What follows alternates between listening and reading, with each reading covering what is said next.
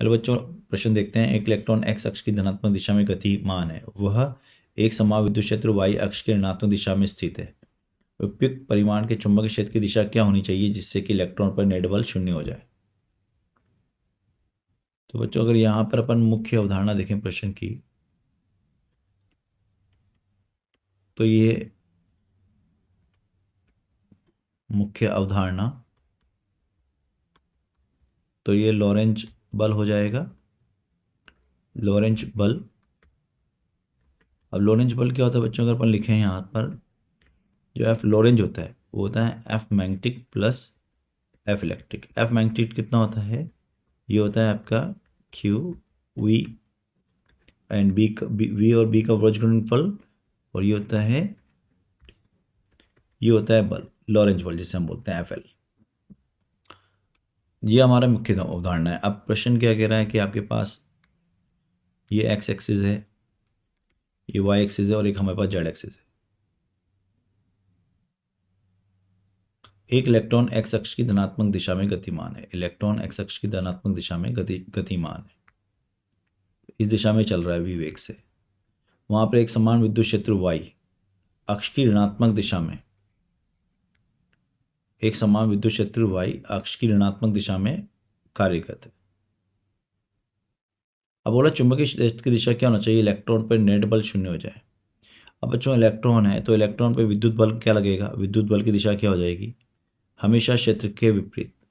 तो एफ विद्युत बल जो हो जाएगा वो हो जाएगा आपका माइनस ई ई, अतः ई के विपरीत, क्योंकि इलेक्ट्रॉन है इसलिए हमने ऋणात्मक चिन्ह लिखा है ई के विपरीत। तो ये हो गया आपका ई ऊपर की ओर नीचे की ओर लग रहा है तो बल हो जाएगा ऊपर की ओर ई गुणा ई, ऐसे। तो अब चुंबकीय बल नीचे आना चाहिए, ठीक है। तो एफ एम क्या होगा आपका, ऋणात्मक में ई वी क्रॉस बी, ठीक है। अब वी क्रॉस बी का दिशा जो होना चाहिए वो धनात्मक वाई होना चाहिए, क्योंकि ऋणात्मक आगे लग रहा है। तो फ्लेमिंग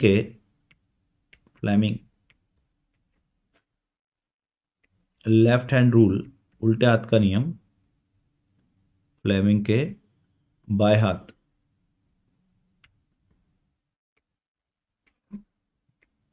के नियम से, बाएं हाथ के नियम से,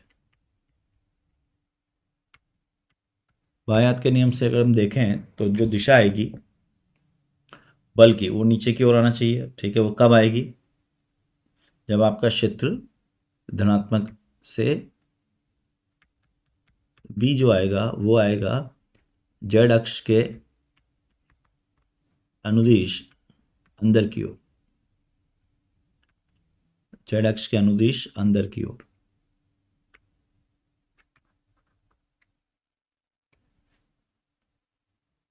के अनुदिश अंदर की ओर।